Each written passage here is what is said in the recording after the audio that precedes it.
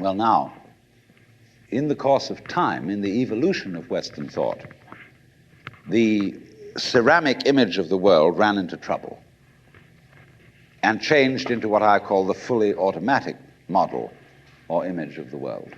In other words, Western science was based on the idea that there are laws of nature.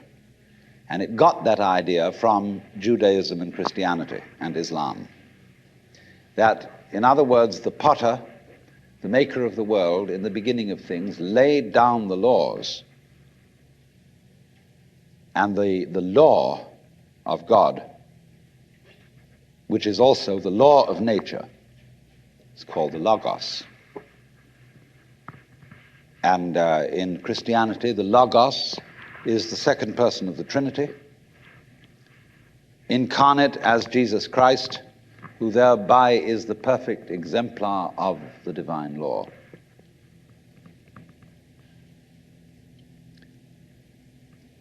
So we have tended to think of all natural phenomena as responding to laws, as if, in other words, the laws of the world were like the rails on which a streetcar or a tram or a train runs. And these things exist in a certain way, and all events respond to these laws. You know that limerick, there was a young man who said, "Damn, for it certainly seems that I am a creature that moves in determinate grooves. I'm not even a bus, I'm a tram." So here's this idea that there's a kind of a plan, and everything responds and obeys that plan. Well, in the 18th century, Western intellectuals began to suspect this idea. And what they suspected is whether there is a lawmaker, whether there is an architect of the universe. And they found out, or they reasoned, that you don't have to suppose that there is. Why? Because the hypothesis of God does not help us to make any predictions.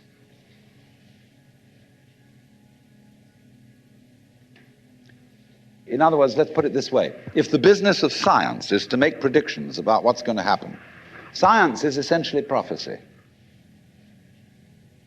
What's going to happen? By studying the behavior of the past and describing it carefully, we can make predictions about what's going to happen in the future. That's really the whole of science.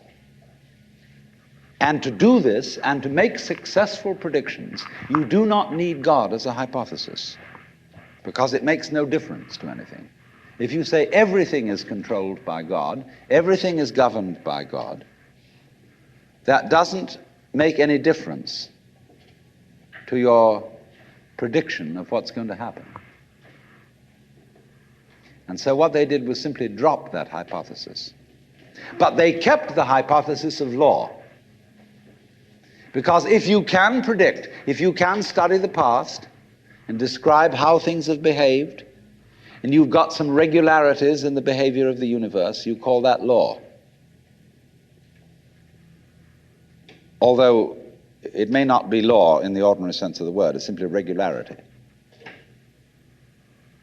And so what they did was they got rid of the lawmaker and kept the law. And so they conceived the universe in terms of a mechanism. Something, in other words, that is functioning according to regular, clock-like mechanical principles. Newton's whole image of the world is based on billiards. The atoms are billiard balls, and they bang each other around. And so your behavior, every individual, therefore, is defined as a very, very complex arrangement of billiard balls, being banged around by everything else. And so behind the fully automatic model of the universe is the notion that reality itself is, to use the favorite term of 19th century scientists, blind energy. In, say, the Metaphysics of Ernst Haeckel and T.H. Huxley, the world is basically nothing but blind, unintelligent force.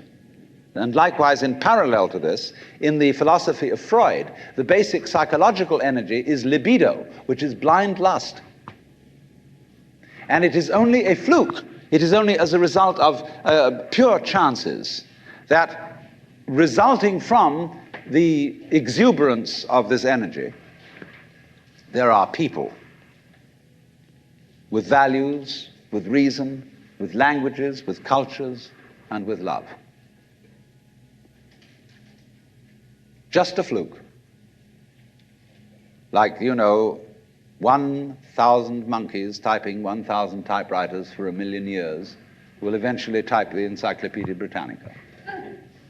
And of course, the moment they stop typing the Encyclopedia Britannica, they will relapse into nonsense. And so in order that that shall not happen, because you and I are flukes in this cosmos, and we like our way of life, we like being human, if we want to keep it, say these people, we've got to fight nature, because it'll turn us back into nonsense the moment we let it. And so we've got to impose our will upon this world as if we were something completely alien to it from outside. And so we get a culture based on the idea of the war between man and nature. And we talk about the conquest of space, the conquest of Everest. And the great symbols of our culture are the rocket and the bulldozer. The rocket, compensation for the sexually inadequate male.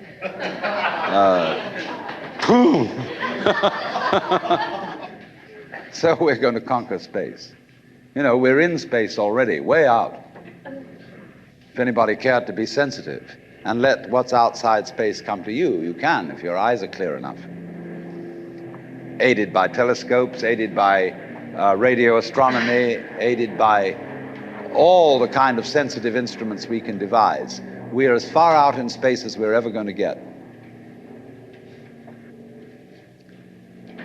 But, sensitivity isn't the pitch. Especially in the WASP culture of the United States, we define manliness in terms of aggression. You see, because we're a little bit frightened as to whether we are really men. And so we put on this great show of being a tough guy. It's completely unnecessary. If you have what it takes, you don't need to put on that show. You don't need to beat nature into submission. Why be hostile to nature?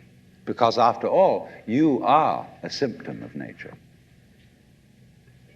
You, as a human being, you grow out of this physical universe in just exactly the same way that an apple grows off an apple tree. So let's say the tree which grows apples is a tree which apples, using apple as a verb.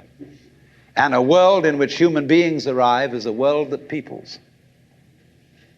And so the existence of people is symptomatic of the kind of universe we live in. Just as spots on somebody's skin are symptomatic of chickenpox. But we have been brought up by reason of our two great myths, the ceramic and the fully automatic, not to feel that we belong in the world. So our popular speech reflects it. We say, I came into this world. You didn't. You came out of it. We say, face facts. We talk about encounters with reality, as if it was a head-on meeting of completely alien agencies, and the average person has the sensation that he is a somewhat that exists inside a bag of skin, the center of consciousness, which looks out at this thing, and what the hell's it going to do to me? You see? I recognize you. You kind of look like me, and I've seen myself in a mirror, and you look like you might be people. So maybe you're intelligent, maybe you can love too. And perhaps you're all right. Some of you are anyway. If you've got the right color of skin, or you have the right religion, or whatever it is, you're okay. But there are all those people over in Asia, Africa, and they may not really be people. When you want to destroy someone, you always define them as unpeople, not really human. Monkeys maybe, idiots maybe, machines maybe, but not people. But we have this hostility to the external world because of the superstition, the myth, the absolutely unfounded theory that you yourself exist only inside your skin. Now, I want to propose another idea altogether.